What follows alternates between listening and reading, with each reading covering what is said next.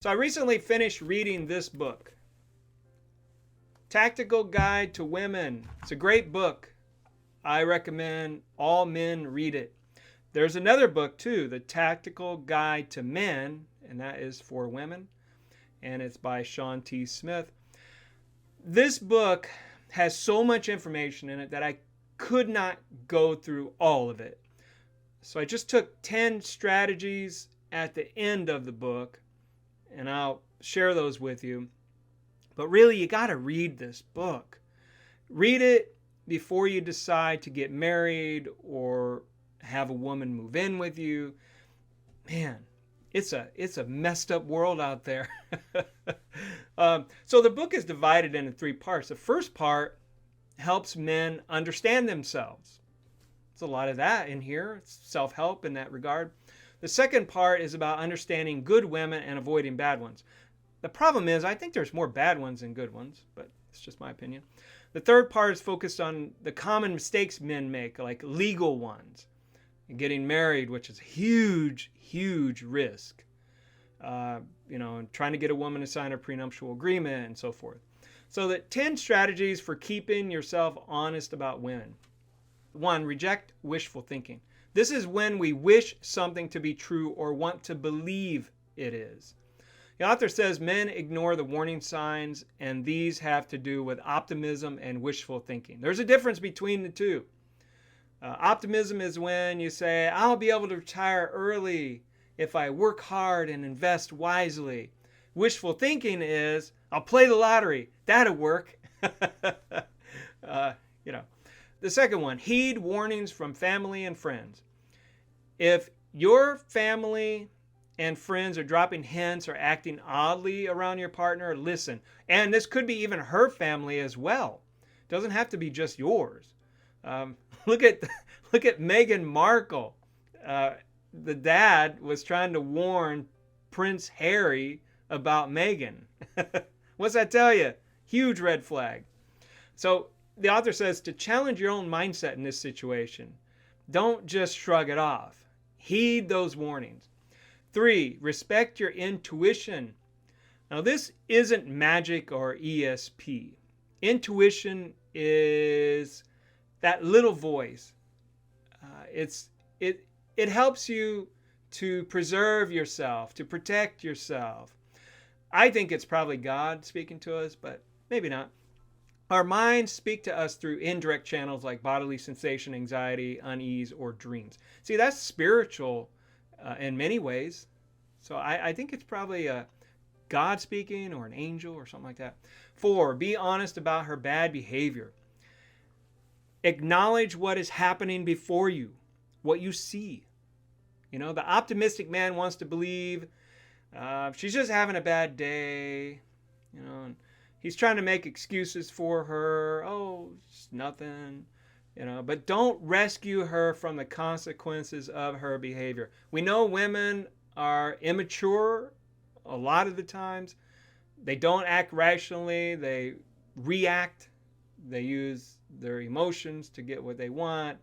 They're very immature in many ways. They can't control their emotions like we do.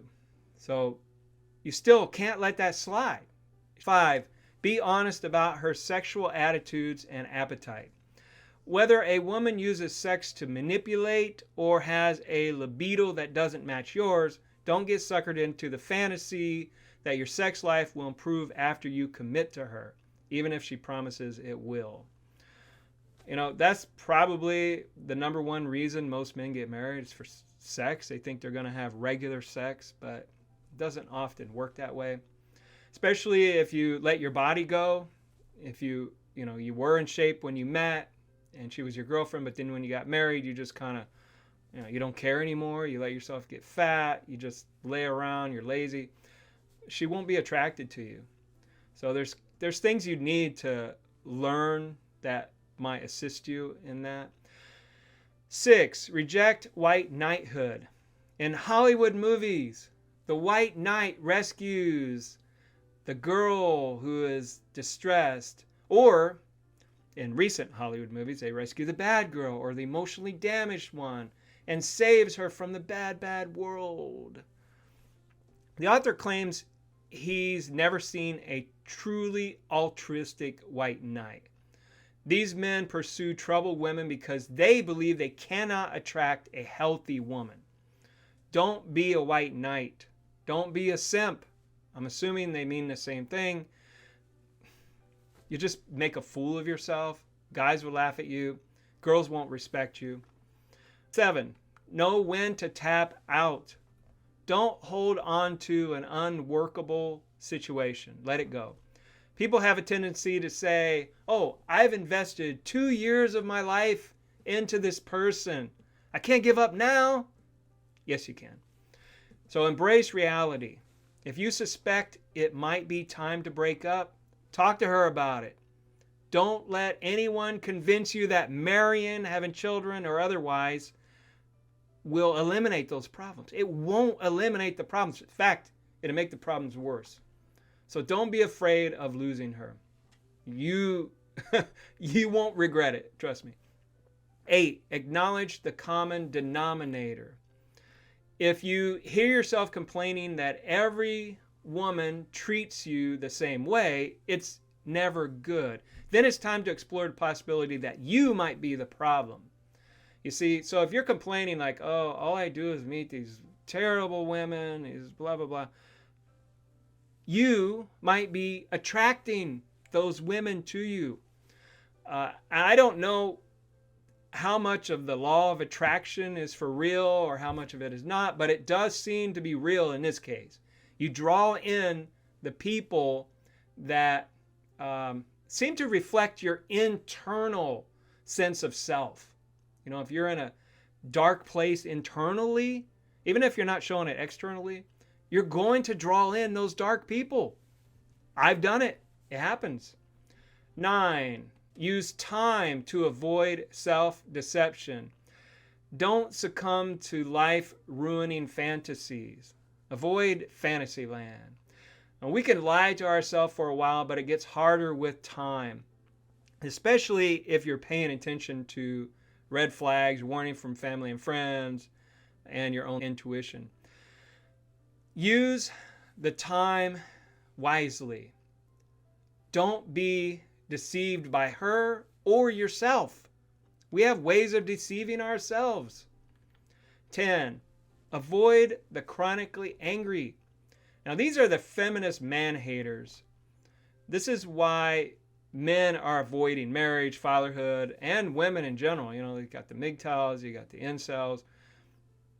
Man-hating women see themselves as victim of the false patriarchy. I say it's false because it is not a patriarchy. We do not live in a patriarchy.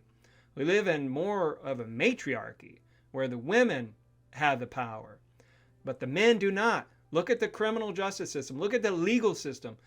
You know, a woman could commit a murder. A man could commit a murder. Woman will maybe get jail time. And if she does, it won't be anything close to what the male gets. In divorce court, that's where women have all of the power. You know, so these women have a sense of entitlement, a feeling that they have free access to a man's time, money, and livelihood. And if she seems angry all the time, this is the warning sign to find another woman. But I think you'll find this right away. These women are so angry internally that they cannot hide it for very long. So basically, this book will teach you how to vet women. You know, you'll have a better chance of finding the right woman if they exist. I still say marriage is not the way to go. And if you're going to get married, go to an Asian-speaking country, you know, like Japan, China, I don't know, Philippines. Find a woman there, but do not bring her back to the United States. Do not bring her here. It will ruin her. Feminism is cancerous, and it spreads. So that's the book, just that little portion of it. I suggest you read it. Read it, read it, read it. All right, bye.